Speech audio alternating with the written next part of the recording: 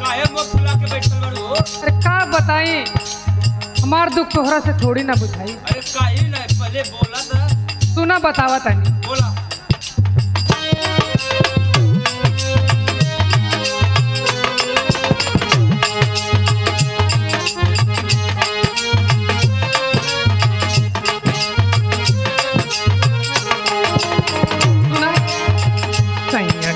बाड़े देहरादून हो जवानिया में घून लागे देवरू।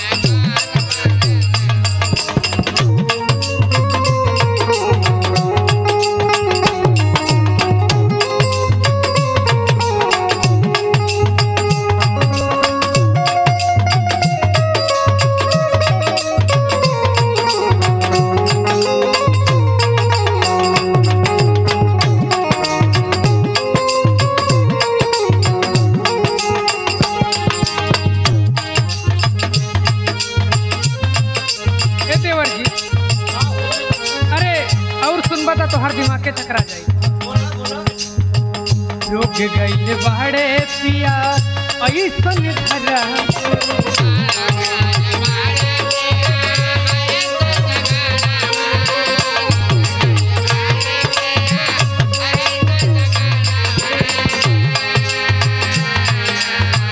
तू सतानी छतिया से तकिया सटा के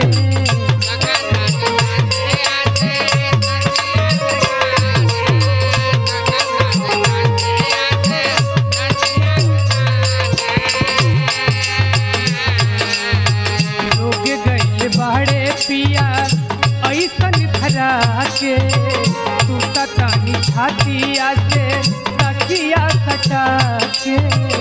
ए देवर सुना, मिले नाही तानी को न हो जवानिया में धून लागल देवर।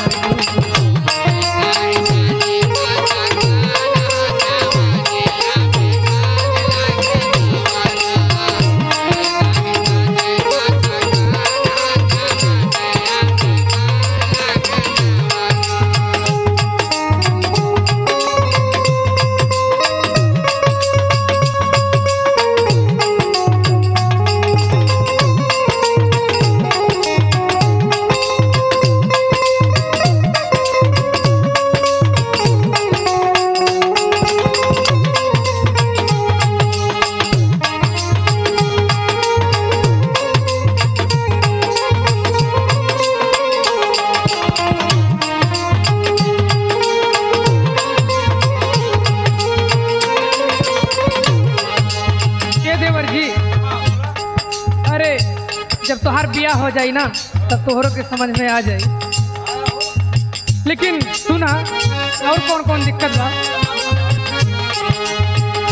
सैया यसीस जेपी मुन्ना दुर्गलाल हो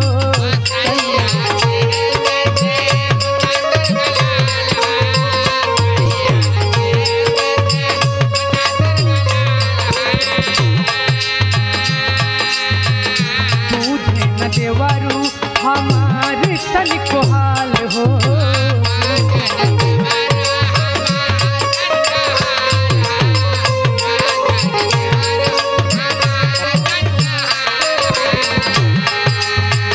मंजीत, अरे सुना देवर जी,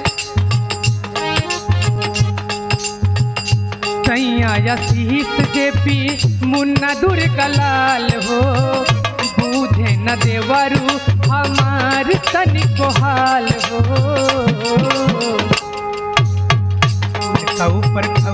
हमर खून हो ए उनके ऊपर खौले हमर खून हो जवानिया में धून लागल देवरू